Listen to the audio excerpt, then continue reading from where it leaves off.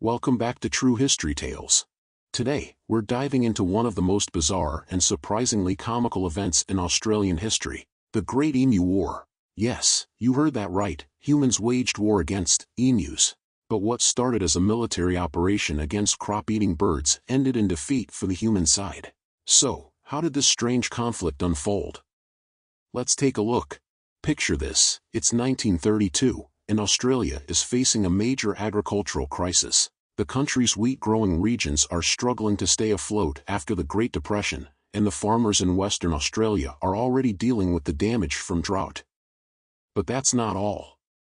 Enter the emu, large, flightless birds with a voracious appetite for crops. In the early 1930s, a massive influx of emus, over 20,000 strong, invaded the farmlands of Western Australia. These birds weren't just wandering through fields, they were destroying crops at an alarming rate, especially wheat. And this wasn't just a one-time thing.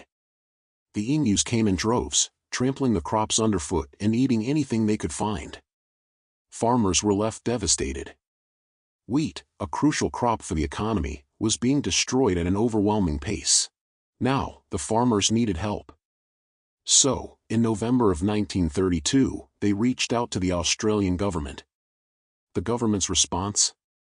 To send in the military. Led by Major G.P.W. Meredith, the military came equipped with machine guns, yes, machine guns, expecting this to be an easy victory over a bunch of birds. The plan was simple, take down as many emus as possible and save the crops. What could go wrong? But as it turns out, emus aren't so easy to defeat. The soldiers soon discovered that the birds were fast, evasive, and surprisingly agile.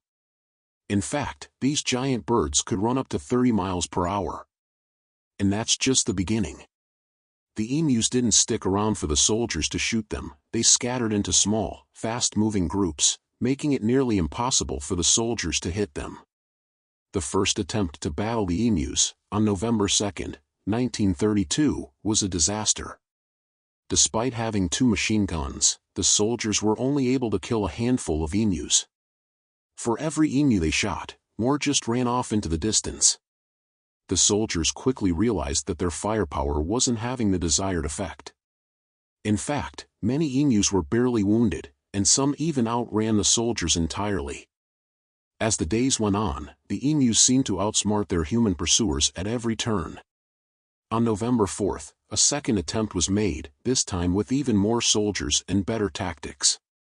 But again, the emus proved to be too elusive. Machine gun fire failed to make a dent in the massive population of birds. And by November 8, the military was forced to retreat. By mid-November, it was clear, the emus were winning. Despite the government's best efforts, the birds continued to roam freely across the farmland, munching on crops without a care in the world. The soldiers? They had been thoroughly outmaneuvered by a bunch of flightless birds. The Great Emu War had ended in a humiliating defeat for the humans. In the end, the emus proved to be too much for the military. After several failed attempts, the government pulled back its forces and admitted that the emus had triumphed. But the story doesn't end there. Farmers continued to struggle with the emu population, and in the following years, bounty hunting became one of the only ways to manage the bird numbers. But no official war would ever be waged again. The Great Emu War remains one of the most absurd, and honestly, hilarious, chapters in history. The military's best efforts were no match for the resourcefulness of a bird who simply didn't want to give up its crop buffet. It serves as a reminder that sometimes, nature can have the last laugh, even when humanity brings its heavy artillery. In fact, after the war, the emus became something of a local legend, and many Australians looked back on the event with humor. Some even embraced the emus as a symbol of resilience. In an ironic twist, the emu has become a somewhat beloved and iconic part of Australian culture. Emus are featured on everything from art to sports teams, and they even appear on the Australian coat of arms alongside the kangaroo. Both animals are considered symbols of Australia's wildlife and persistence, since they both are capable of running fast and not taking backward steps, kind of like how the emus ran away from the military during the war. So, while the Great Emu War was a humiliation for the military, the emu itself has come to represent something strong and enduring in the Aussie spirit. Despite the strange nature of the conflict, the Great Emu War has remained a topic of fascination in Australian history. It's often referenced in popular culture and is sometimes used as a funny, light-hearted example of how sometimes nature simply has the upper hand.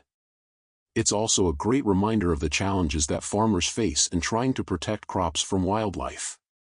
It also shows how even the most carefully planned military strategies can be completely undone by factors you just can't predict. In the end, a small group of soldiers with machine guns couldn't outsmart a large flock of birds. You couldn't make this stuff up. It's interesting to note that the military approach to this war was shaped by the technology of the time. With machine guns at their disposal, it seemed like the perfect solution to an overpopulation of birds. But as history shows us, sometimes the simple solutions just don't work. The emu's ability to scatter and outrun their pursuers made the military firepower almost useless. The soldiers' inability to defeat the emus despite their advanced weaponry shows us that technology isn't always the answer, especially when it comes to dealing with nature. Sometimes, nature has its own set of rules that no amount of firepower can overcome. Would a similar conflict occur today? While the Great Emu War is more of a historical oddity, there are still times when humans find themselves in conflict with wildlife. From invasive species to crop-destroying pests, the balance between agriculture and nature continues to be a challenge. But thankfully, modern-day solutions tend to be more humane and focused on sustainable methods of wildlife control. Though, I imagine a rematch between the Australian military and emus would be pretty interesting in this day and age, don't you think? So, what do you think? Who would have thought emus could bring down a whole military operation? Let me know your thoughts in the comments below. And if you enjoyed this bizarre piece of history, don't forget to hit that subscribe button for more weird and fascinating stories from the past. Until next time, keep exploring the history that didn't make the textbooks.